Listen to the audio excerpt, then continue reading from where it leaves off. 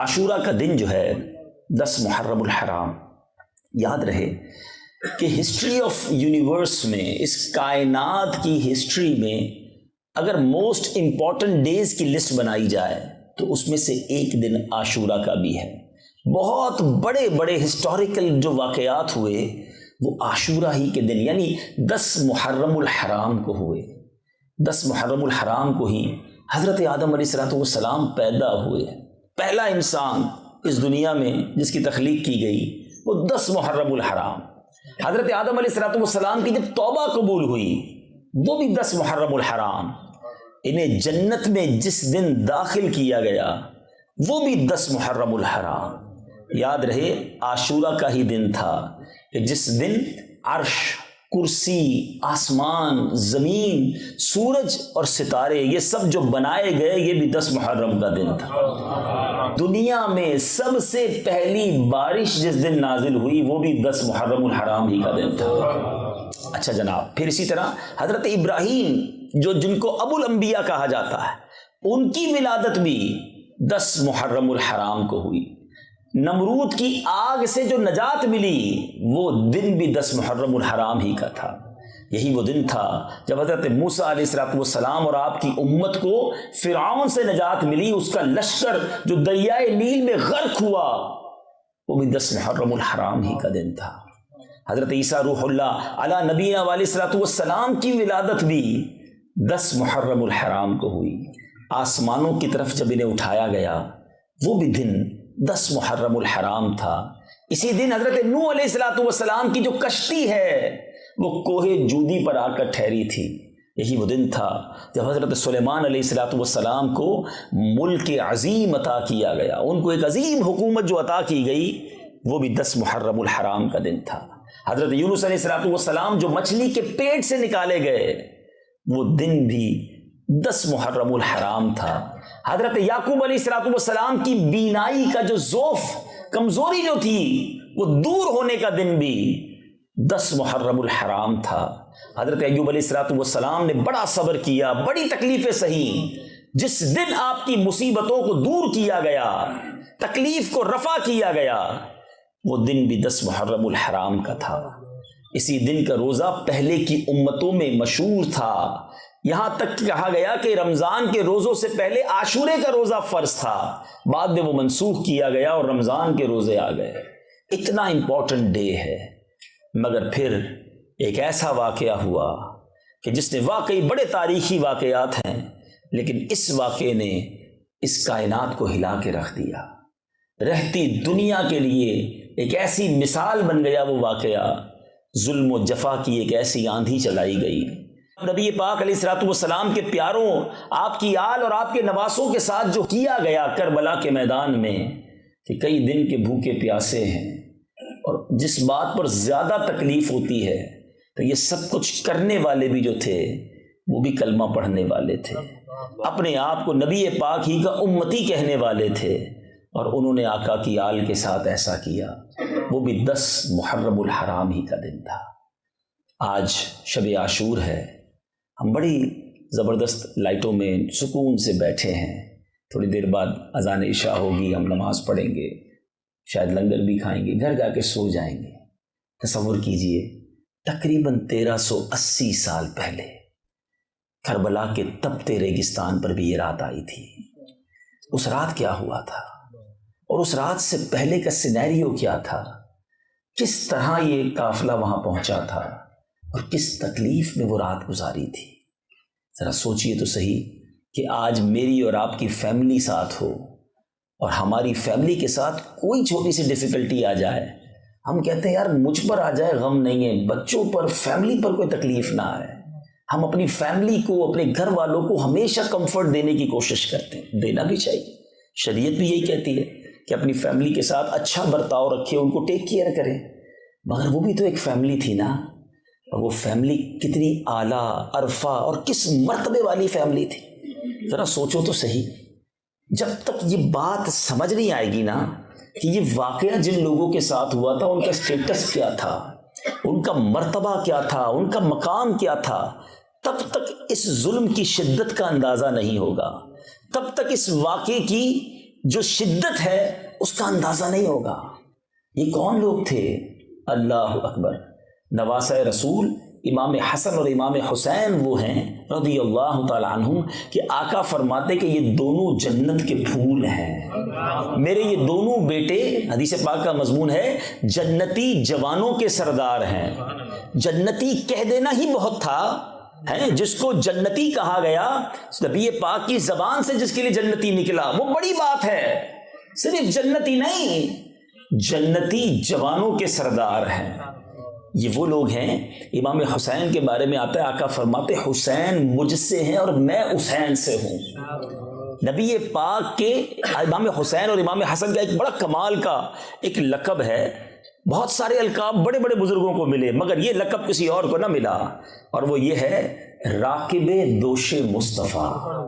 علماء بیٹھے ہیں، یہ کمال کی بات ہے۔ راکب کس کو کہتے ہیں؟ راکب کہتے سواری کرنے والے کو، سوار کو، ٹھیک ہے۔ دوش کہتے کاندھوں کو، یعنی نبی پاک کے کاندھوں پر سواری کرنے والے۔ ایک بار نبی پاک امام حسن کو کاندھے پر اٹھا کے کہیں جا رہے تھے تو ایک صحابی رسول نے بڑے پیار سے کہا، حضور اے برخوردار تمہاری سواری کتنی اچھی ہے۔ بڑا پیار سے نبی پاک کے کاندھوں پر تھے کہ برخوردار تمہاری سواری کتنی اچھی ہے۔ نبی پاک نے بڑی محبت سے فرمایا، یہ بھی تو کہو سوار کتنا اچھا۔ Look at the love, look at interaction کیسا تھا، پیار کیسا تھا، محبت کیسی تھی۔ امام حسین کی سٹارٹنگ سنو، آپ مدینہ منورہ میں پیدا ہوئے، اور ایک اور بڑی یونیک بات شاید آپ کو پہلے نہ سنی ہو، امام حسن اور امام حسین وہ ہیں کہ ان کا جو دوسری زبان میں لفظ جو نام بنتا ہے وہ شبیر اور شبر بنتا ہے، مگر یہ جو نام تھے نا حسن اور حسین، آج ایک بڑا یونیک معاملہ چل رہا ہے، چلے لگے ہاں تو اس پر بھی کچھ بات کر لیں کہ لوگوں میں کمپٹیشن چلا ہوا ہے کہ یار بچے کا نام جب بھی رکھیں نا تو ایسا رکھیں جو پورے خاندان میں کسی کا نہ ہو۔ اب یہ یونیکنیس کے چکر میں ایسی بڑی بڑی غلطیاں ہو رہی ہیں، اور جناب کبھی غیر مسلموں والے نام رکھ لیتے ہیں، کبھی ایسا نام رکھتے ہیں جس کا کوئی معنی ہی نہیں بنتا، اور کبھی ایسا نام رکھتے ہیں جس کا معنی بڑا ہی خراب بنتا ہے، لیکن بس الگ سے ہونا چاہیے۔ بھائی کیوں الگ ہونا چاہیے؟ انبیاء کے نام پر، صحابہ کے نام پر، اہل بیت کے نام پر ہمارے بچوں کے نام ہو تاکہ ان کی برکتیں ہمیں نصیب ہونا۔ امام غزالی تصوف کے امام ہیں، علماء بیٹھے کبھی بیٹھ کے پوچھئے گا ان کا نام کیا تھا، ان کے والد ان کے دادا کا کیا نام تھا۔ سنو، امام غزالی کا نام محمد، ان کے والد کا نام محمد، ان کے دادا کا نام محمد، آپ کا نام لکھا اس طرح جاتا ہے محمد بن محمد غزالی علیہ رحمۃ اللہ الوالی۔ ہم کہتے نہیں جناب یہ نام تو خاندان میں ایک ہو گیا، اب دوسرا نہیں چاہیے، ایسا نہیں کیا کریں۔ برکتوں کے لیے نبی بیٹا جب بھی پیدا ہو، امیر اہل سنت کا بڑا پیارا انداز ہے، نام رکھتے ہیں محمد۔ اب پکارنے کے لیے کسی صحابی رسول، کسی اللہ کے ولی کے نام پر نام رکھیں تاکہ اس کی برکتیں نصیب ہوں۔ تو بہرحال لیکن یہ نام کیسے تھے؟ اللہ اکبر۔ حسن اور حسین روایتوں میں ملتا ہے یہ نام جنت سے جبریل امین لے کر آئے تھے، اور ان شہزادوں کے نام رکھنے سے پہلے یہ نام دنیا میں کسی اور کے نہیں تھے، گویا یہ مخفی رکھے گئے تھے۔ جب ان کے نام رکھے گئے تو اس کے بعد یہ نام پھر اب ان کی چاہت میں دنیا بھر کے لوگ رکھتے ہیں، اور رکھنا بھی چاہیے۔ بہرحال امام حسین رضی اللہ تعالیٰ عنہ کی آپ سٹارٹنگ دیکھیں، ہمارے گھر میں بھی بچہ پیدا ہوتا ہے، ہم کیا کرتے ہیں، چاہتے ہیں کہ کوئی بزرگ کان میں اذان دے دے اور ان کے زبان سے لگ کر کوئی خوراک، کوئی گٹی جو ہے وہ بچے کو کھلائی جائے۔ اچھی بات ہے، کرنا چاہیے، مگر امام حسین کی قسمت پر ہماری جانیں قربان کہ آپ کے کانوں میں سب سے پہلی آواز اگر کسی کی گئی ہے تو وہ رسول پاک کی آواز گئی ہے۔ اللہ کے حبیب نے سنایا کیا اپنے نواسے کو؟ اللہ اکبر، ذرا سوچو، حبیب خدا کی آواز ہے اور حبیب خدا اللہ کا نام سنا رہے ہیں۔ اللہ اکبر، اللہ اکبر۔ نبی پاک نے اذان دی ہے امام حسین کے کانوں میں، اور پھر جو سب سے پہلی خوراک امام حسین کے منہ میں گئی ہے، گٹی، نبی پاک کو کھجور چبا کر بھی دے دیتے۔ اللہ اکبر، براہ راست ڈائریکٹ نبی پاک نے اپنی مبارک زبان امام حسین کے منہ میں دے دی ہے۔ پہلی خوراک لعاب مصطفیٰ ہے صلی اللہ تعالیٰ علیہ وسلم، جو خاری کنویں میں جائے تو میٹھا کر دے، جو زخموں پر لگے تو زخم اچھا کر دے، لعاب دہن پر بات کریں تو گھنٹوں درکار ہیں۔ پہلی زندگی کی خوراک امام حسین کے شکم اقدس میں جا رہی ہے تو وہ نبی پاک کا لعاب دہن ہے۔ ارے جس برخوردار کی، جس بچے کی ابتدا یہ ہے، اس کی پرورش کا عالم یہ ہے کہ کبھی وہ نبی پاک کے کاندھوں پر سواری کریں۔ سنو سنو، ایک بار میرے آقا کی ایک گود میں حضرت ابراہیم نبی پاک کے اپنے صاحبزادے موجود ہیں، دوسری گود میں امام حسین ہیں۔ جبریل امین حاضر ہوئے، عرض کی حضور دونوں میں سے ایک کو پسند کر لیجئے، ایک کو دنیا سے جانا ہے۔ حضور نے کیا فیصلہ کیا؟ سنو، چوائس دی گئی نبی پاک کو۔ آقا کے قلب اقدس پر خیال گزرا کہ اگر ابراہیم دنیا سے جاتے ہیں تو مجھے رنج ہوگا، لیکن اگر حسین چلے گئے تو مجھے بھی رنج ہوگا، فاطمہ بھی تکلیف میں آئیں گی، مولا علی کو بھی تکلیف ہوگی۔ نبی پاک نے حضرت ابراہیم کی قربانی پسند کر لی۔ کچھ دنوں کے بعد نبی پاک کے اپنے صاحبزادے دنیا سے چلے گئے۔ اللہ کے نبی صلی اللہ تعالیٰ علیہ وسلم اب امام حسین کو دیکھتے تو فرماتے یہ میرا وہ بیٹا ہے جس پر میں نے اپنا بیٹا قربان کیا ہے۔ کمال دیکھیں، یہ وہ تھے۔ اب آپ کو اس واقعے کی شدت کا اندازہ ہونا چاہیے کہ کس کے ساتھ ہوا تھا۔ ایک اور بڑی عجیب بات، امام حسین کی شہادت کی خبر جبریل امین نے نبی پاک کو دے دی تھی کہ حضور انہیں جوانی میں کربلا کے میدان میں شہید کیا جائے گا۔ مولا علی کو معلوم تھا، بی بی فاطمہ کو معلوم تھا، مگر کسی نے اللہ کی بارگاہ میں یہ دعا نہ کی کہ یا اللہ یہ امتحان ٹال دے، یہ مشکل ٹال دے، یہ پریشانی حسین پر نہ آئے، یا اللہ یہ میری آنکھوں کا تارا ہے، اس کو نہ دیکھیں تو ہم بے قرار ہو جاتے ہیں۔ کسی نے دعا نہیں کی۔ Each and everybody is ready for that particular exam۔ اس امتحان کے لیے سارا گھرانہ تیار تھا۔ کیا میسج ملتا ہے؟ علماء برسوں سے ہمیں کربلا کا واقعہ سنا رہے ہیں۔ آج میں بھی آپ کو چاہوں تو پورا واقعہ کربلا سناؤں، جس کے لیے 2-3 گھنٹے کم از کم ملنے چاہیے، مگر ہم سب نے یہ واقعہ شاید کئی بار سنا ہے۔ میں آج آپ کے پاس جو آیا ہوں، کربلا کے اس واقعے سے میں نے اور آپ نے پیغام کیا لیا ہے، سیکھا کیا، تبدیلی کیا آئی۔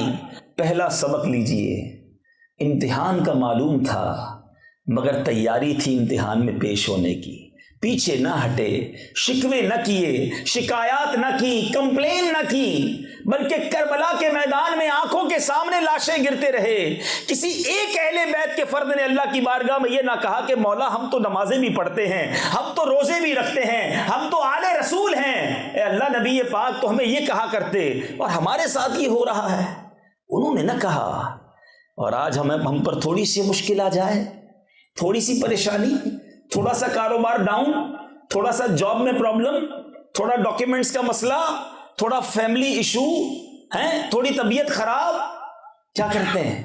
صبر یا شکوہ، کمپلین۔ کبھی کبھی تو ہم کسی سے بات کریں نا، بھائی آپ کی طبیعت کیسی ہے، بعد میں احساس ہوتا ہے نہیں پوچھتے تو اچھا تھا یار۔ اتنی لمبی لائن ہوتی ہے شکووں کی، ارے جناب کیا بتائیں، طبیعت بھی خراب ہے، کاروبار بھی ڈاؤن ہے، گھر میں بھی بڑے مسائل ہیں، پریشان ہی پریشان ہوں۔ بندہ کہے یار اللہ نے اس کو کوئی نعمت نہیں دی، کوئی زبان پر شکر نہیں ہے، کوئی شکوہ نہیں ہے۔ پہلا میسج تو کربلا کا یہ لے کے جاؤ نا کہ زبان پر شکوے رنجو علم لایا نہیں کرتے، زبان پر شکوے رنجو علم لایا نہیں کرتے، نبی کے نام لیوا غم سے گھبرایا نہیں کرتے۔ مشکل آئے گی، مجھے بتاؤ نا دنیا میں کون ہے جو آج کھڑا ہو کے کہہ دے مجھے کوئی پرابلم نہیں ہے؟ ہر بندے کے ساتھ کچھ نہ کچھ ایشوز ہیں اور یہ زندگی کا حصہ ہے، اور اس پر صبر کیجئے، اللہ کی رضا پر راضی رہیے، اپنے آپ کو رکھیے، کیونکہ اللہ کریم نے ہمیں نعمتیں زیادہ دی ہیں، کبھی کبھی مشکل آتی ہے، بس اس مشکل کے وقت کو نکال دو، انشاءاللہ تکلیف کے بعد ہمیشہ راحت ہے۔ شکوہ کرنے والوں کے لیے ایک بڑا زبردست میسج ہے۔ ایک بزرگ کے پاس ایک شخص گیا، کہتا ہے یار حضور مجھے تو اللہ نے کچھ دیا ہی نہیں ہے۔ آج کل لوگ کہتے ہیں نا اس کو گاڑی بھی مل گئی، بنگلہ بھی مل گیا، پاسپورٹ بھی بن گیا، اس کا کاروبار بھی چمک گیا، میں تو پیچھے ہی رہ گیا۔ سنو، بزرگ کے پاس ایک شخص گیا، کہا حضور مجھے تو کچھ ملا ہی نہیں ہے۔ آپ نے کہا اچھا کچھ نہیں دیا؟ اللہ نے کہا نہیں کچھ نہیں دیا۔ کہا اچھا ایسا کرو ایک ہاتھ دے دو، 10 لاکھ روپے لے لو۔ کہتا ہاتھ دے دوں گا تو پھر تو بغیر ہاتھ کے ہو جاؤں گا، زندگی کیسے گزاروں گا؟ کہا اچھا ٹھیک ہے ایسا کرو، ایک آنکھ دے دو 10 لاکھ لے لو۔ کہتا حضور اندھا ہو کے کیسے رہوں گا؟ اچھا ایک کان دے دو 10 لاکھ لے لو۔ کہتا بہرا ہو جاؤں گا حضرت، چہرہ ہی بگڑ جائے گا۔ اچھا ایک پیر دے دو 10 لاکھ لے لو۔ وہ گنواتے گئے، وہ منع کرتا گیا، آخر میں بزرگ کہتے ہیں کمال کے شخصوں لاکھوں کروڑوں کی پراپرٹی لے کے کہتے ہو اللہ نے کچھ نہیں دیا ہے۔ سوچئے نا، ہاتھ پیر آنکھیں زبان سب سلامت، پھر کہتے کچھ نہیں ہے۔ پوچھو نا اندھے سے کیسے وہ بلائنڈ زندگی گزارتا ہے جس کے ہاتھ نہیں، پیر نہیں، زبان نہیں۔ اللہ نے مجھے اور آپ کو کروڑوں سے اچھا بنایا، تھوڑی سی تکلیف پر کمپلین۔ قبلہ شیخ طریقت امیر اہل سنت ایک بڑا پیارا شعر لکھتے ہیں، آپ فرماتے ہیں پیارے مبلغ معمولی سی مشکل پہ تو گھبراتا ہے، پیارے مبلغ معمولی سی مشکل پہ تو گھبراتا ہے، دیکھ حسین نے دین کی خاطر سارا گھر قربان کیا۔ یہ مذہبی لوگوں کے لیے بھی میسج ہے، دین کا کام کرنے تھوڑا آگے بڑھتے ہیں، تھوڑا سا کوئی ناراض ہو جائے کہتے ہیں میں نے نہیں کرنا، میں نہیں مسجد کی خدمت کروں گا، بھائی کمیٹی کے لوگ بڑا مشکل کرتے ہیں، میں درس نہیں دوں گا، میں قافلے میں نہیں جاؤں گا، میں فلاں کام نہیں کروں گا، یار لوگ ساتھ نہیں دیتے۔ تھوڑی سی مشکل نیکی چھوڑ دی، ارے امام حسین نے تو جان قربان کر دی دین کے لیے، اور ہم تھوڑی سی مشکل کے لیے نیکی کے کام چھوڑ دیتے ہیں، جاب چھوڑتے ہیں اس مشکل کے لیے، ادھر تو یورو مل رہے ہوتے ہیں نا، دین کے کام سے لوگ فوراً بھاگ جاتے ہیں۔ ایسا نہ کریں، کام میں مشکل آئے گی، جو بھی دین کا کام کرے گا اس کے لیے رکاوٹیں آتی ہیں، کربلا والوں کو یاد کرتے ہوئے لگے رہیں، انشاءاللہ کامیابی آپ کے قدم چومے گی انشاءاللہ۔ آگے چلتے ہیں، اب امام حسین گئے کیوں کوفہ؟ یہ بڑا امپورٹنٹ کوسچن ہے۔ آپ تو مدینہ منورہ میں پیدا ہوئے، مدینہ منورہ میں ہی آپ کی لائف گزری، اور بڑی شاہانہ سے مراد یہ کہ آپ لوگوں کی آنکھوں کا تارا، دلوں کا چین تھے، روضہ رسول سامنے اور نواسہ رسول مدینے میں، تو ہر شخص آپ کی تعظیم اور عزت کرتا تھا۔ مگر ہوا یہ کہ حضرت امیر معاویہ رضی اللہ تعالیٰ عنہ کی انتقال کے بعد یزید پلید نے اب تخت پر قبضہ کیا، اور اس کے بعد اس نے اپنا پیغام جاری کیا کہ میری بیعت کی جائے، میری اطاعت کی جائے۔ شام کے لوگوں نے تو اطاعت کر لی، کافی لوگوں نے، مگر کوفہ کے لوگوں نے امام حسین کو خط لکھے کہ حضور ہم اس شریر کی اطاعت نہیں کرنا چاہتے، آپ کرم فرمائے، ہم آپ کے ہاتھ پر بیعت کریں گے۔ مدینہ شریف میں بھی کئی صحابہ کرام موجود تھے، ان کو بھی پیغام بھیجا گیا کہ آپ بھی یزید کے ہاتھ پر بیعت کریں، اور انہوں نے بھی بیعت نہیں کی۔ امام حسین اگر یزید کے ہاتھ پر بیعت کر لیتے نا تو مہینے کے لاکھوں لاکھ روپے آپ کو وظیفہ دیا جاتا، آپ کو زبردست عزت دی جاتی، آپ کو انعام و اکرام سے نوازا جاتا، بڑی بڑی آفرز کی گئی، سارے صحابہ کو بھی کی گئی اور امام حسین کو خاص کی گئی۔ یزید بھی جانتا تھا کہ اگر امام حسین نے بیعت کر لی پھر تو ساری دنیا کر لے گی نا، نبی کے نواسے ہیں۔ لیکن امام حسین جانتے تھے کہ یزید کے ہاتھ پہ بیعت کرنے کا مطلب یہ ہے کہ اب اس نے جتنے بھی غلط کام کرنے اس کو سرٹیفکیٹ مل جائے گا، انڈوز ہو جائے گا کہ امام حسین نے اس کی بیعت کر لی، پھر ٹھیک ہے سارا کچھ۔ امام حسین نے باطل کے آگے سر نہیں جھکایا، خود بھی بیعت نہیں کی، اور جو کوفہ سے کنٹینیو لیٹر آ رہے تھے وہ بھی آپ کے سامنے تھے۔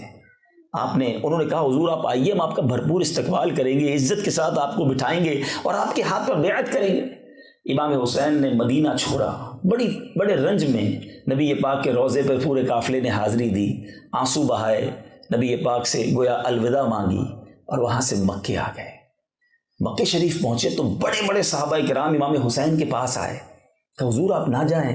اچھا یہ بھی صحابہ کو پتا تھا کہ امام حسین نے شہید ہونا ہے، تو اب یہ بھی خوف تھا صحابہ کے دل میں کہیں وہی واقعہ نہ ہو کہ امام حسین جائیں اور وہاں جا کے شہید نہ ہو جائیں۔ بڑی کوشش کی، امام حسین نے کہا چلو پھر اس کی بیچ کی راہ یہ نکالتے ہیں کہ پہلے کوئی نمائندہ بھیج دیتے ہیں جو وہاں کے حالات تو بتائے کہ جو لیٹر لکھا ویسے ہی حالات ہیں کہ نہیں۔ اب جب یہ مشورہ ہوا تو پھر ڈیسائیڈ ہوا کہ حضرت مسلم بن عقیل رضی اللہ تعالیٰ عنہ کو کوفہ بھیجا جائے۔ وہ اپنے بچوں کو لے کر کوفہ پہنچے، ادھر زبردست استقبال ہوا، 10-12 ہزار لوگوں نے آپ کے ہاتھ پر ہاتھوں ہاتھ بیعت کر لی، امام حسین کی بیعت پر آپ کے ہاتھ پر بیعت کر لی ان کی نائبی کے طور پہ۔ جب انہوں نے حالات دیکھے کہ سب لوگ اتنی محبت کر رہے ہیں، حضرت مسلم بن عقیل نے خط لکھا امام حسین کو کہ حضور تشریف لے آئیے، یہاں تو ٹھنڈی سڑک ہے، سب چیزیں بہتر ہیں، ایوری بڈی ویلکمنگ اس، یہاں بڑا پیار مل رہا ہے۔ یہ خط امام حسین کو ملا، اور اب یہاں جیسے ہی پتہ چلا، یزید کو پتہ چلا کہ یہاں تو معاملہ الٹ ہو رہا ہے، تو اس نے ابن زیاد کو گورنر بنا دیا اور فوری طور پہ آرڈر جاری کیا کہ نعمان بن بشیر جو صحابی رسول ہیں ان کو معزول کیا جائے، کیونکہ وہ حضرت مسلم بن عقیل کو سپورٹ کر رہے تھے، ساتھ دے رہے تھے۔ فوری طور پہ ابن زیاد پہنچا، حضرت نعمان بن بشیر کو اس نے سائڈ پہ کیا، اور اب اس نے ایسی خطرناک پلاننگ کی کہ جو ہزاروں لوگ حضرت مسلم بن عقیل کا ساتھ دے رہے تھے ان کے سرداروں کو گرفتار کر لیا، اور سب کو کہا کہ اپنی قوم کو کہو کہ حضرت مسلم بن عقیل کا ساتھ نہ دیں ورنہ تمہیں بھی مار دوں گا، تمہاری جائیدادیں بھی ضبط ہو جائیں گی۔ مال کا لالچ، خوف، ڈر، ان سرداروں نے اپنی قوم کو بھی ڈرانا شروع کیا کہ ایسا نہ کرو ورنہ ہمارا کچھ بھی نہیں بچے گا۔ حضرت مسلم بن عقیل نے غمزدہ حالت میں کوفہ کی جامع مسجد میں نماز ادا کی، ہزاروں لوگ تھے ساتھ، کم ہوتے ہوتے ہوتے 500 رہ گئے، 500 لوگوں کی نماز ہوئی، اور جب حضرت مسلم بن عقیل نے سلام پھیرا اور سلام پھیر کے پیچھے دیکھا تو ایک بھی مقتدی نہیں تھا، سب بے وفائی کر کے چلے گئے، ہزاروں لوگ ساتھ تھے، مگر اب ابن زیاد کے اس ظلم و ستم اور خوف کی وجہ سے سب چلے گئے، اب اکیلے رہ گئے۔ پورے کوفہ میں کوئی گھر میں بٹھانے کو تیار نہ تھا، جن کو بڑی محبتوں سے بلایا گیا ان کے لیے ایک چھوٹا سا کمرہ دینے کو کوئی تیار نہ تھا۔ سب کو یہ ڈر تھا کہ اگر ہم نے اپنے گھر میں رکھا تو ابن زیاد کے جو کارندے ہیں وہ آ کر ہمیں بھی ماریں گے۔ اب حضرت مسلم بن عقیل کو اپنی فکر کم، امام حسین کی فکر زیادہ تھی۔ علماء بیٹھے ہیں، میرے نزدیک کربلا کے اس واقعے کا یہ ٹرننگ پوائنٹ تھا۔ وہ جو خط لکھ چکے تھے ان کو فکر یہ تھی کہ خط میں نے لکھا ہے کہ حضور آ جائیں، اور یہاں تو معاملہ ہی الٹ ہو گیا ہے۔ اس زمانے میں فیکس، ٹیلی فون، واٹس ایپ، انٹرنیٹ تو تھا نہیں کہ دوبارہ فون کر دیتے کہ حضور اب نہ آئیں، وہاں خط پہنچتا ہے، یہاں حضرت مسلم بن عقیل کو شہید کر دیا جاتا ہے، ان کے چھوٹے 2 بچوں کو بھی شہید کر دیا جاتا ہے، ان کے سر ان ظالموں نے کوفہ کے بازار میں گھمائے، یہاں یہ شہید ہوتے ہیں، اور 3 ذوالحجہ کا ہی یہ دن تھا، اور اسی دن حضرت امام حسین اپنے قافلے کے ساتھ وہاں سے چلتے ہیں۔ دا سیم ڈے قربانی دیکھیں، مجھے بتاؤ نا 3 ذوالحجہ کو مکے میں کیا رونق ہوتی ہے، ساری دنیا کے لوگ حج کرنے وہاں جاتے ہیں، مگر امام عالی مقام ان مبارک دنوں میں اپنی فیملی کے ساتھ 82 لوگوں کے ساتھ، جن میں بچے بھی ہیں خواتین بھی ہیں، مکہ چھوڑ کر کوفہ روانہ ہوتے ہیں۔ صحابہ نے بہت عرض کیا، مگر آپ نے کہا کہ جن لوگوں نے مجھے خط لکھے ہیں قیامت کے دن اگر اللہ کی بارگاہ میں وہ کھڑے ہو گئے کہ یا اللہ ہم تو امام کو بلانا چاہتے تھے کہ وہ آئیں، ہم ان کے ہاتھ پر بیعت کریں، امام حسین ہی نہیں آئے ہمارے پاس، آپ حجت تمام کرنا چاہتے تھے، مدینہ شریف چھوڑ کر روانہ ہو گئے، مکہ شریف چھوڑ کر بھی روانہ ہو گئے۔ سوچئے، کمفرٹ زون تھا نا، کمفرٹ زندگی کا ایک دور تھا، اس سے آپ ڈیفیکلٹ زون کی طرف گئے، مشکل حالات کی طرف گئے، کیونکہ دین کی خدمت کرنی تھی، نانا کے دین کے پرچم کو بلند کرنا تھا۔ آج ہم کہتے ہیں نہیں یار موسم ٹھیک نہیں ہے، نماز کے لیے کہاں جائیں گے، اپنے کمفرٹ زون سے کوئی ہم مشکل طرف آتے ہی نہیں ہے جو ہماری طبیعت پر، ہماری نفس پر گراں گزرے، اور ہم کہتے ہیں میں پنجتن کا غلام ہوں، میں اہل بیت کا چاہنے والا ہوں۔ بتائیے نا کون سی چیز قربان کی ہے میں نے اور آپ نے؟ وقت ہم نہیں دیتے، مال ہم خرچ نہیں کرتے، ایفرٹ ہم نہیں کرتے، اور وہ پورے خاندان کو لے کر کوفہ کے لیے مکہ مدینہ چھوڑ کر چلے گئے۔ اب جب آپ تقریباً 3 محرم الحرام کو کربلا کے قریب پہنچتے ہیں تو وہاں انٹرسیپٹ کیا جاتا ہے آپ کو۔ حر اس زمانے میں تو یزید کے ساتھ تھا، حر نے آ کر آپ کو انٹرسیپٹ کیا، 1000 کا لشکر تھا۔ امام حسین نے کہا مجھے تو لیٹر لکھ کر بلایا گیا ہے، مجھے کیوں روکا جا رہا ہے؟ تو کہا نہیں، ہمیں تو یہ آرڈر ہے کہ آپ کو گرفتار کر کے ابن زیاد کے پاس لے جایا جائے۔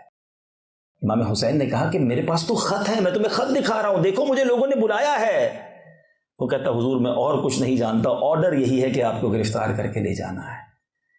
حر کے دل میں اہل بیت کی محبت تو تھی، مگر ادھر والوں کا خوف بھی تھا۔ لیکن جب دیکھا گیا کہ حر جو ہے نماز ہوتی تھی تو امام حسین کی امامت میں ہی نماز پڑھتے تھے، لیکن بعد میں گھیرا بھی ڈال لیتے تھے۔ اب جب یہ معلومات ہوئی تو ابن سعد کو بھیجا گیا، بہرحال 22,000 کا لشکر آ گیا۔ دنیا نے ایسی کوئی جنگ نہ دیکھی ہوگی کہ 82 لوگ ہیں جو لڑنے کے لیے نہیں آئے ہیں، خواتین بھی ہیں، بچے بھی ہیں، ہتھیار بھی نہیں ہیں، اور ان کے سامنے 22,000 کا لشکر۔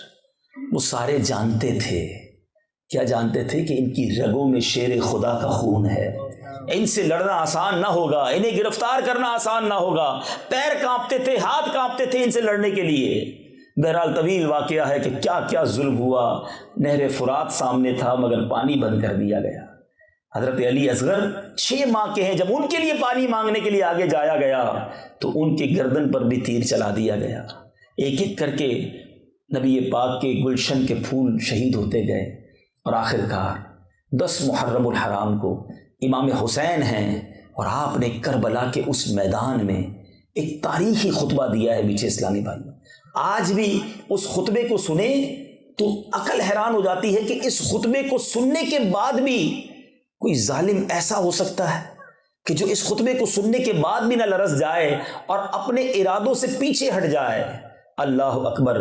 امام حسین رضی اللہ تعالی عنہ نے جو خطبہ دیا اس کے چند الفاظ ذرا سنیے گا تاکہ آپ کو احساس ہو کہ امام نے ہر طرح سے حجت پوری کی، لوگوں کو سمجھانے کی وہاں بھی کوشش کی کہ نہ کرو ایسا ظلم۔ آپ الفاظ سنیں، آپ فرماتے ہیں خون ناحق حرام اور غضب الہی کا موجب ہے، میں تم کو آگاہ کرتا ہوں کہ اس گناہ میں مبتلا نہ ہو۔ میں نے کسی کو قتل نہیں کیا ہے، کسی کا گھر نہیں جلایا، کسی پر حملہ آور نہیں ہوا۔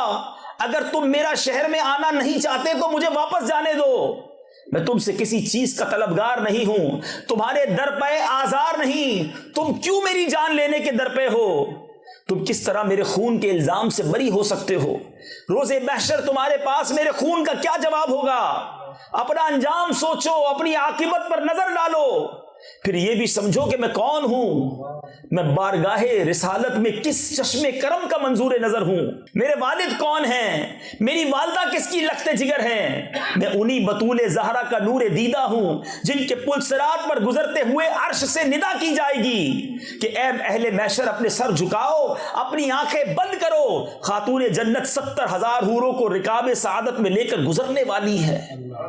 میں ان کا بیٹا ہوں، میں وہی ہوں جس کی محبت کو رسول پاک نے اپنی محبت فرمایا۔ میرے فضائل تمہیں خوب معلوم ہیں، میرے حق میں جو احادیث ہیں تم ان سے بے خبر نہیں ہو۔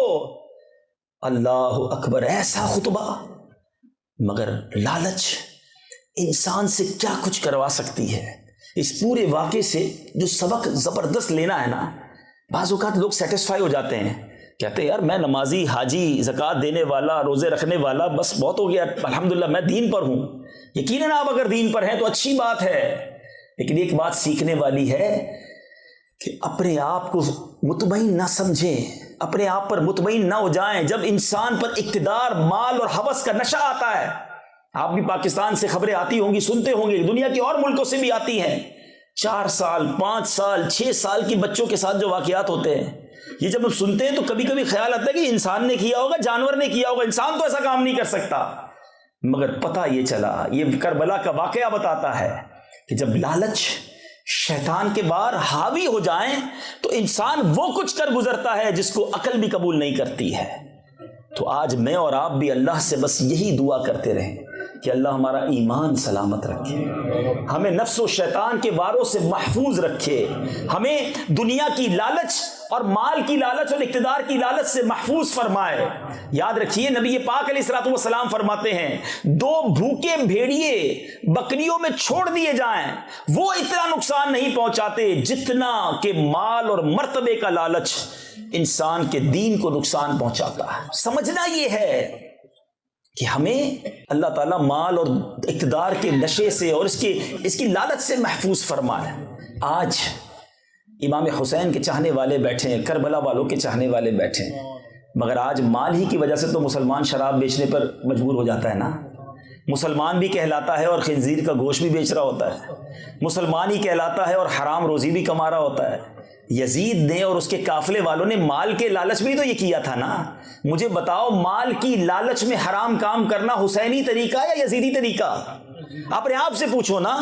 ایک طرف تو ہم کہیں کہ اہل بیت پر ہماری جانیں قربان، ہم سب کے گھروں میں عاشورے کے دن نیاز بھی پکتی ہے، اہل بیت کی منقبت بھی پڑھتے ہیں، اچھی بات ہے، مگر میں یہ پوچھنا چاہتا ہوں کہ کیا صرف منقبت پڑھنا، کیا صرف اہل بیت کا نام لینا، ان کی نیاز پکانا ہی ان سے محبت ہے، یا حسینی طریقہ یہ ہے کہ اگر حرام سامنے آ جائے، اگر دل چاہے بھی کہ یہ پیسے میں لے لوں، یار بڑے زبردست پروفٹ، بڑا پیارا کام ہے، بڑی تیزی سے پیسے بنیں گے، اب آپ کا امتحان ہے کہ آپ حسینی طریقے پر زندگی گزار رہے ہیں یا یزیدی طریقے پر زندگی گزار رہے ہیں۔ ارے ادھر لالچ کیا تھی، کسی کو کہا تھا تمہیں گورنری دیں گے، کسی کو کہا تھا اتنے پیسے دیں گے، جاؤ حسین اور ان کے اہل بیت کے سروں کو معاذ اللہ کاٹ کر لے آؤ یا انہیں گرفتار کر کے لے آؤ۔ یہ پیسے کی لالچ میں ظلم ہوا تھا، اور آج ہم مسلمان کہلانے والے بھی پیسے کی لالچ میں اللہ کی نافرمانی کریں، حرام کریں۔ مجھے بتائیں نا یہ کیسی اہل بیت کی محبت ہے۔ امام حسین کربلا کی اس دن، سنو میں آپ کو 1380 سال پہلے لے جانا چاہتا ہوں، کم و بیش 1380 ایئرز اگو ایک اور شب عاشور تھی جب کربلا کا وہ میدان تھا، دو طرف خیمے لگے تھے، ایک 22,000 کے خیمے تھے، ایک 72 یا 82 لوگوں کے خیمے تھے۔ سو بتاؤ مجھے اس رات کیا ہوا تھا، وہ رات گزری کیسی تھی؟ کربلا والے اہل بیت اطہار کے خیموں میں وہ رات بھی تلاوت ہوئی تھی، وہ رات بھی دعائیں ہوئی تھی، وہ رات بھی سجدے ہوئے تھے۔ اور بتاؤ وہ 22,000 کے خیموں میں کیا ہوا تھا؟ اس رات وہاں ناچ گانے ہوئے تھے، رقص و سرور کی محفلیں سجائی گئیں، شراب کے جام لٹائے گئے، ادھر جناب اللہ کی نافرمانیاں ہوئیں۔ میں آپ سے پوچھتا ہوں، بڑی تعداد میں ینگسٹر یہاں موجود ہیں، میں آپ سے پوچھتا ہوں بتاؤ تمہاری راتیں، آج راتیں تمہاری یزیدی طریقے پر گزر رہی ہیں یا حسینی طریقے پر گزر رہی ہیں؟ ہماری راتیں فلموں کے ساتھ گزرتی ہیں، ہمارے لوگوں کی راتیں آج انٹرنیٹ پر گندے مناظر دیکھ کر گزرتی ہیں، آج معاذ اللہ دوستوں کے ساتھ شراب خانے میں گزرتی ہیں، آج ایسی جگہوں پر جا کر گزرتی ہیں جہاں اللہ کی ناراضگی ہوتی ہے۔ بتاؤ نا شب عاشور یزیدی طریقہ کیا تھا؟ یہی تو کام انہوں نے کیے تھے۔ اور حسینی کیمپ میں، حسینی خیموں میں کیا تھا؟ تلاوت تھی، نمازیں تھیں، دعائیں تھیں۔ بتاؤ ہماری رات کیسے گزرتی ہے؟ عشاء بھی قضا ہوتی ہے، فجر بھی قضا ہوتی ہے، رات کلمہ پڑھتے پڑھتے نہیں، رات فلمیں دیکھتے دیکھتے ہم سوتے ہیں۔ بتاؤ نا یہ کیسی اہل بیت سے محبت ہے؟ مرنا نہیں، قیامت کے دن اہل بیت سے ملاقات نہیں کرنی۔ کیا جواب دو گے امام حسین کو؟ کیا جواب دو گے علی اصغر کو اور علی اکبر کو رضی اللہ تعالی عنہم اجمعین؟ ارے ہم تو چاہتے ہیں ان کے پیچھے پیچھے جنت میں جائیں، لیکن اگر بروز قیامت انہوں نے پوچھ لیا کہ تم نے کیا کیا ہے میرے نانا کے دین کے لیے، ہم تو سر کٹا کر آ گئے، پرچم گرنے نہیں دیا، کمپرومائز نہیں کیا نا۔ ایک ہی تو کمپرومائز تھا، مان لیتے یزید کی ہیں، اور آج ہم روز کمپرومائز کرتے ہیں۔ کیا کریں جناب، ہالینڈ میں رہتے ہیں، کرنا پڑتا ہے، دوستوں کی خوشی کے لیے کرنا پڑتا ہے۔ ارے جناب بچے کی شادی ہے، شادی میں سب کرنا پڑتا ہے۔ ہم کاروبار میں غلط نہیں کریں گے، دوسرے کرتے ہیں اس لیے کرنا پڑتا ہے۔ ہر بات میں کمپرومائز، ہر بات میں دین بیچ دینا۔ بتاؤ نا یہ کیسی اہل بیت سے محبت ہے، یہ کیسی امام حسین کی غلامی ہے؟ ارے وہ سر کٹا گئے، سر نہ جھکایا، اور ہم تھوڑے یورو دیکھ کر پھسل جاتے ہیں، تھوڑے دوستوں کو خوش کرنے کے لیے، سب کو خوش کرنے کے لیے رب کو ناراض کرتے ہیں۔ کیا جواب دیں گے اہل بیت کو؟ آؤ میرے میٹھے اسلامی بھائیوں، زندگی میں کئی شب عاشور آئی ہیں، آج کی شب عاشور زندگی میں ٹرننگ پوائنٹ لے آئے۔ آج کی شب عاشور میری زندگی کو بدل دے کہ میں واقعی پنجتن کا غلام ہوں، میں نبی پاک کی آل کا غلام ہوں، ان کے قدموں پر میری جانیں قربان، مگر میں ان کے طریقے پر زندگی گزاروں گا۔ امام حسین کو جب شہید کیا جا رہا تھا، ذرا منظر تو سوچو، چاروں طرف خاندان والوں کی لاشیں ہیں، جوان علی اکبر بھی شہید ہیں، علی اصغر جیسے ننھے مہکتے پھول بھی شہید ہو چکے ہیں، مگر امام حسین کیا کہتے ہیں؟ مجھے تھوڑی دیر چاہیے۔ اور اس وقت کیا کیا؟ میرے امام نے اس تپتی ریت پر بھی سجدہ کیا، حالت سجدہ میں آپ کا سر کاٹا گیا۔ کیا میسج ملا کربلا کے دن؟ سنو نا، کہتی ہے زمین کرب و بلا، اس شان کا سجدہ کھیل نہیں۔ امام حسین نے یہ سجدہ کر کے بتا دیا کہ نانا کا نواسا تو تلواروں کے سائے میں بھی سجدہ کرے۔ اے نانا کا کلمے پڑھنے والوں امتیوں، تمہاری فرض نمازیں قضا ہو جاتی ہیں۔ لوگ کہتے ہیں یار فجر میں آنکھ نہیں کھلتی ہیں، دوپہر ظہر میں جاب پہ بیزی ہوتا ہوں، عصر میں ٹریفک میں پھنس جاتا ہوں، مغرب اور عشاء میں تھک جاتا ہوں۔ جی بہانہ چلے گا؟ جس کی فجر جاتی ہے، میرا اس سے سوال ہے، تمہاری فجر میں آنکھ نہیں کھلتی، 7 بجے جاب پہ کیسے پہنچ جاتے ہو؟ کوئی آفس میٹنگ ہو تو ٹائم کیسے مل جاتا ہے؟ کبھی ایسا ہوا کہ کوئی یہ کہے یار صبح 6 بجے فلائٹ تھی، آنکھ نہیں کھلی؟ 6 بجے فلائٹ ہو، 3 بجے ایئرپورٹ پہنچ جاتے ہیں، 4 آدمیوں کو بول کے سوتے بھائی اٹھا دینا کہیں فلائٹ نہ نکل جائے۔ کبھی نماز کی فکر کی اتنی؟ کربلا کا وہ سجدہ بتاتا ہے کہ سجدے کی اہمیت کیا ہے۔ خدارا میٹھے اسلامی بھائیو، آج یہ پیغام لو نا، آؤ پکی سچی نیت کرو کہ آج کے بعد ہماری کوئی نماز قضا نہیں ہوگی۔ ایسا نہیں، ایسا نعرہ لگائیں کہ شیطان ادھر سے دور بھاگ جائے۔ آج نیت کریں کہ آج کے بعد ہماری کوئی نماز قضا نہیں ہوگی انشاءاللہ عز و جل۔ پھر آئیے، امام حسین کا ان ظالموں نے سر اقدس تن سے جدا کیا، ظلم تو دیکھو، آپ کے سر کو نیزے پر پھرایا گیا، مگر میرے امام کا سر تھا نا، یہ وہ سر اقدس تھا جو نبی چوما کرتے تھے صلی اللہ تعالی علیہ وسلم۔ آپ کے لبوں کو میرے آقا نے چوما، سنو کیا ہوا، امام حسین کے سر اقدس سے نیزے پر ہے مگر تلاوت قرآن کی آواز آ رہی ہے۔ یہ امام حسین کی کرامت ہے کہ آپ کے سر سے جو نیزے پر ہے، جسم سے جڑا ہوا نہیں، تلاوت کی آواز آ رہی ہے۔ اے پنجتن کے غلاموں سنو، امام حسین تو نیزے پر تلاوت کریں ہیں اور ہمیں قرآن پڑھنا ہی نہ آئے، پورا سال قرآن نہ کھولیں ہیں۔ میں آپ سے پوچھوں کہ بتائیے واٹس ایپ کب آن لائن ہوا تھا، تو آپ کہیں گے ابھی آپ کے بیان کے دوران بھی آن لائن کیا تھا تھوڑی دیر پہلے۔ اچھا بھائی فیس بک کب کیا تھا، تو وہ 1 گھنٹہ پہلے آن لائن ہوا تھا۔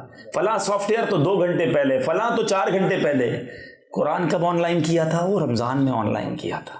اب کب ارادہ ہے، اگلے رمضان میں موقع ملے گا تو قرآن کھولیں گے۔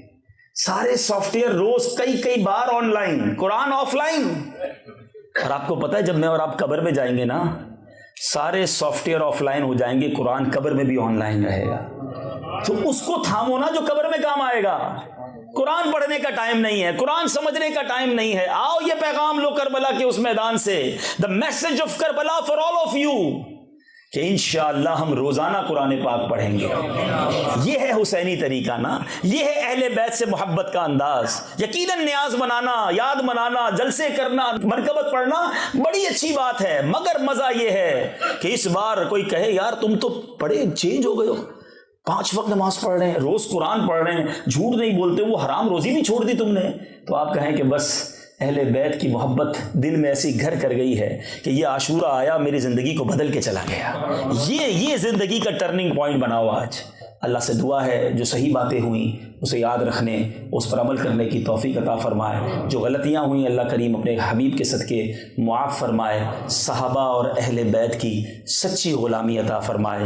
سیدی اعلیٰ حضرت کے اس شعر پر اپنا بیان ختم کروں گا اور اس کی تھوڑی سی وضاحت کروں گا تو ایمان بھی تازہ ہو جائے گا۔ 2 حدیثیں ہیں، یاد رکھیے 2 طرح کے لوگ اس دنیا میں مسلمانوں میں پائے جاتے ہیں۔ کچھ لوگ صحابہ کی بات تو کرتے ہیں، اہل بیت کی بات نہیں کرتے۔ کچھ اہل بیت سے بہت پیار کرتے ہیں مگر صحابہ کی بات نہیں کرتے۔ اللہ نے مجھے اور آپ کو وہ الحمدللہ عقیدہ عطا کیا ہے اہل سنت و جماعت کو، الحمدللہ ہم صحابہ سے بھی بے انتہا پیار کرتے ہیں، اہل بیت پر ہماری جانیں قربان ہیں۔ اب یہ کیوں ہے؟ نبی پاک فرماتے ہیں اصحابی کالنجوم فَبِأَيِّهِمْ اِقْتَدَيْتُمْ اِهْتَدَيْتُمْ، میرے صحابہ سٹارز، ستاروں کی مانند ہیں، ان میں سے جن کی بھی اقتدا کرو گے ہدایت پا جاؤ گے۔ اور ایک اور جگہ نبی پاک فرماتے ہیں صلی اللہ تعالیٰ علیہ وسلم، جس کا مضمون ہے کہ میری آل جو ہے وہ امت کے لیے کشتی نوح کی مانند ہے، جو اس میں سوار ہو گیا اس کا بیڑا پار ہو جائے گا۔ صحابہ کیا ہیں؟ ستارے۔ آل کیا ہے؟ نبی پاک کی کشتی۔ سیدی اعلیٰ حضرت کمال کی فراست اور دانائی رکھتے ہیں، آپ نے ایک ہی شعر میں ہمارا عقیدہ بھی بیان کر دیا اور ہمیں زبردست خوشخبری بھی سنا دی۔ دیکھیں پہلے کے زمانے میں کیا ہوتا تھا، اگر سمندر پار کرنا ہے اچھی کشتی چاہیے اور ستارے چاہیے جو راستہ بتائیں، کیونکہ اب تو کمپاس وغیرہ آ گئے، پہلے تو ستارے سے لوگ راستہ ڈھونڈتے تھے۔ سیدی اعلیٰ حضرت کیا کہتے ہیں، ذرا سنیے گا ان دونوں حدیثوں کو کیسے موتیوں کی طرح پرویا ہے۔ آپ فرماتے ہیں اہل سنت کا ہے بیڑا پار، کیوں؟ اصحاب حضور نجم ہیں اور ناؤ ہے عطرت رسول اللہ کی۔ ہمارے تارے صحابہ، ہماری کشتی جو ہے وہ نبی پاک کی آل ہے۔ انشاءاللہ اہل سنت والوں کا بیڑا، اللہ پاک ہم سب کو ان کی غلامی پر جینا اور انہی کی غلامی پر مرنا نصیب فرمائے، آمین بجاہ النبی الامین صلی اللہ تعالی علیہ وسلم۔